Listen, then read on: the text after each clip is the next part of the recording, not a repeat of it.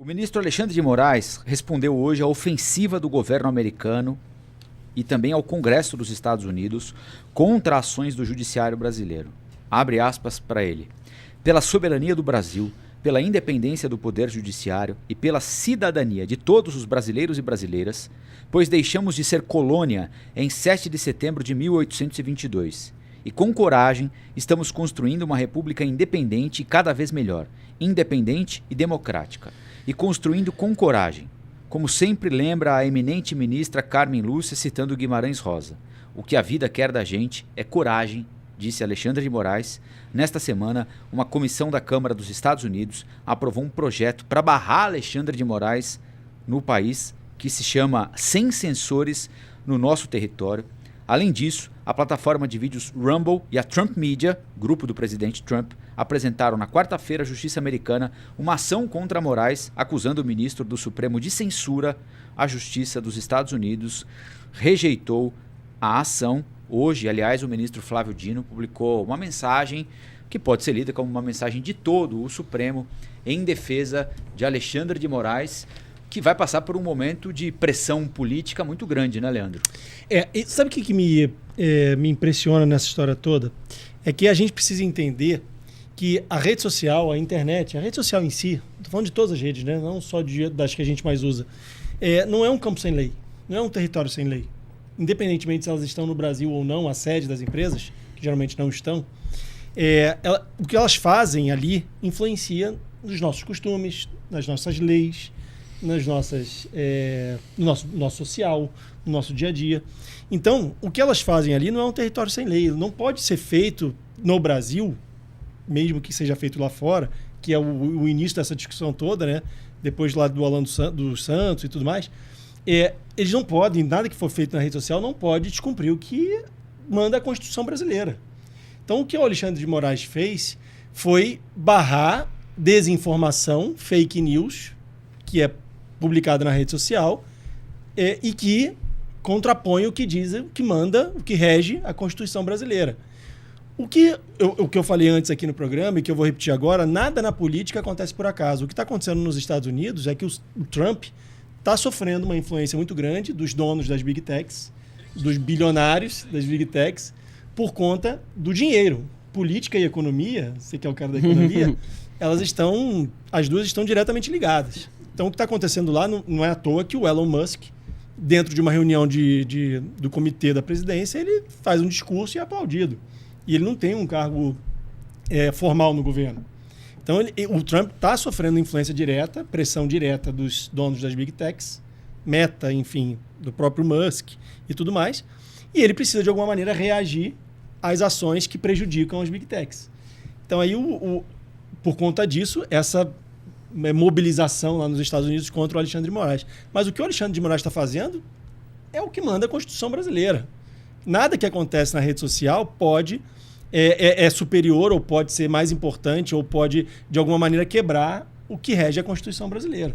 O que importa aqui pra gente é o que acontece no Brasil. A gente tem que parar de se preocupar com o que acontece nos Estados Unidos e começar a se preocupar mais com o que acontece no Brasil. O Brasil é um país soberano. A nossa Constituição foi definida pelos nossos governantes em 88, né? E ela precisa ser cumprida aqui. Então, a gente não pode se preocupar com o que está acontecendo lá fora. O que o Alexandre de Moraes está fazendo, e o que vai passar agora, é uma pressão realmente política e que já está sendo apoiado, inclusive, pelos ministros do STF aqui com toda a razão.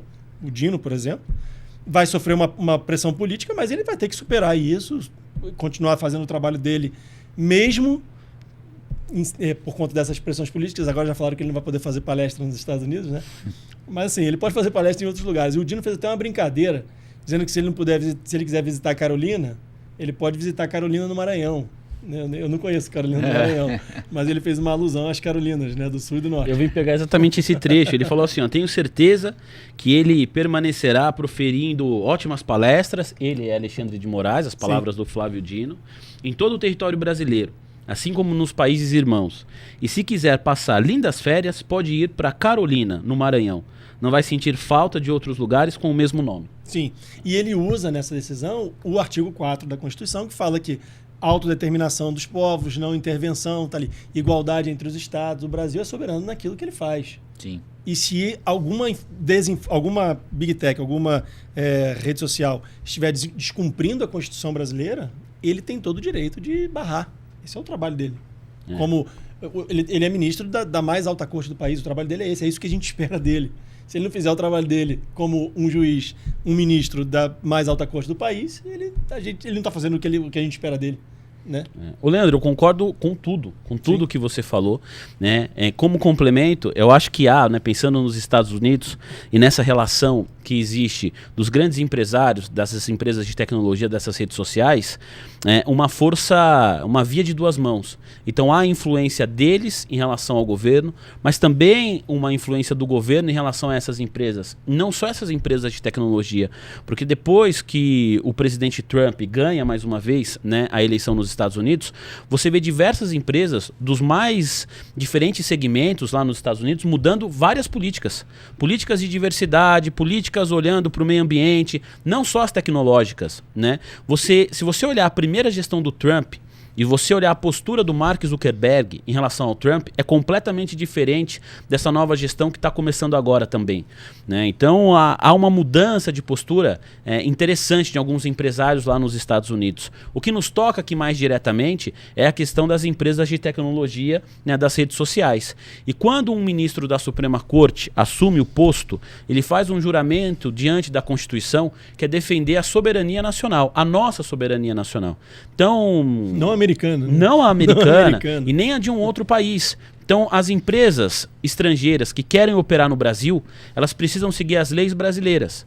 Assim como as empresas brasileiras que querem operar em outros países, precisam seguir as leis desses determinados países, independentemente de qual seja. Para mim, isso tá claro, assim, acho que isso aqui não tem o que discutir. Precisa de ter um representante aqui. Isso foi com o X, né, o antigo Twitter. As pessoas confundem isso, desculpa te interromper, imagina, com ditadura. Não. Com liberdade de expressão. A gente não pode confundir liberdade de expressão com tudo que a gente quer falar. Liberdade de expressão não te dá o direito de falar o que você quiser. Eu não posso chegar aqui e xingar a tua mãe. Isso não é liberdade de expressão. Né? Eu não posso chegar aqui e te dar uma informação errada como se fosse verdadeira e dizer, não, isso é liberdade de expressão. Eu acho que é isso. Não. Se a gente está falando de fatos e informações reais, a gente precisa comprovar que aquilo existe. E não significa também que aquilo que você não fale, que aquilo que você fale não gere uma consequência depois. Tudo que você fala qualquer pessoa pode sentir a vontade para te processar. Isso faz parte da democracia, né? Você fala o que você quer com respeito e depois você arque com aquilo que você falou. Dito tudo isso, eu sou mais favorável a ministros da Suprema Corte que falem menos, que se manifestem cada vez menos redes sociais. Eu acho que eles ganham um protagonismo quase que como um artista. Se eu fosse entrevistar qualquer ministro da Suprema Corte, a primeira pergunta que eu faria para todos eles é: qual o tamanho do seu ego? Queria muito perguntar isso para o ministro Alexandre de Moraes. Qual que é o tamanho do seu ego? Primeira pergunta. Porque às vezes você acaba cria um personagem para você e você acaba comprando esse personagem. Porque quando você sai na rua, tem gente que te xinga, mas tem gente também que te idolatra. E às vezes é difícil você lidar com isso. Às vezes você começa até a gostar disso. Eu fico pensando, puxa, a agenda de um ministro, como o Flávio Dino tem tempo para escrever uma publicação desse tamanho?